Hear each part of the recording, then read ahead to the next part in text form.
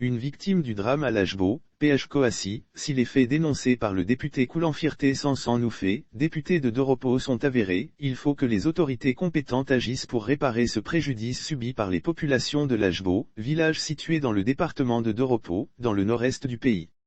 En effet, Coassi apprend que dans la nuit du entre 14 et 15 novembre 2021, il s'est passé un incident grave à Lajbo, village lobby du département de Doropo.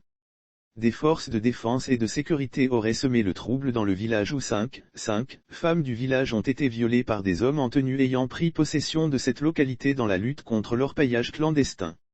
Ces faits sont rapportés par le député Koulanfirté Sansan Noufé qui indique que 3 des femmes violées ont accepté de témoigner à visage découvert et ont porté plainte. Les 2 autres ont préféré fuir les colibés et n'ont pas laissé de traces dans leur fuite. Cliquez pour agrandir l'image ce jour, 18 novembre 2021, je suis arrivé à Lajbo, village de la sous-préfecture de Danoa, département de Doropo où j'ai été élu député. Ma place est aux côtés de cette population qui a vécu le martyre les entre 14 et 15 de la part d'une unité de nos forces de défense et sécurité dans une région qui croupit déjà sous le poids de l'insécurité. Cette unité de lutte contre l'orpaillage clandestin a effectué une expédition punitive pendant ces 2 jours successifs à Lajbo. Il m'a été donné de constater des domiciles cambriolés, des commerces saccagés et d'entendre des témoignages effroyables de sommes importantes et de matériel de valeur emporté. Des cultivateurs qui disent rester impuissants devant l'enlèvement de leurs cabris, pintades et poulets. Des dizaines de jeunes qui témoignent avoir payé des sommes allant de 50 000 à X francs afin que leur moto arrachée de force leur soit restituée.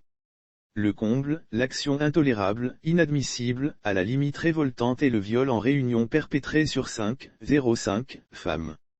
Si 3 d'entre elles ont accepté de témoigner à visage découvert et de porter plainte contre leur bourreau, les 2 autres dans l'incapacité de supporter l'opprobre, ont quitté le village pour une destination inconnue jusque-là.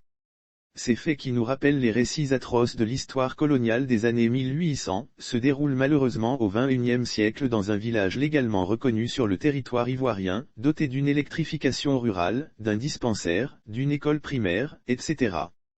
Quelles que soient les raisons que l'on peut avancer, rien, je dis bien, rien ne justifie une telle atrocité digne d'un film d'horreur, rapporte le député Koulanfirté Sansan Noufé. J'ai vu ce jour, une population effrayée, traumatisée, hypnotisée, au regard hagard. Le drame est qu'en dépit de tout, il faut obligatoirement réussir le tandem population et forces de défense et de sécurité pour espérer venir à bout du terrorisme menaçant, ajoute l'élu de la nation. Ce qui s'est passé dans ce village de la sous-préfecture de Doropo en proie à des attaques terroristes mérite que les regards des autorités compétentes y soient tournés.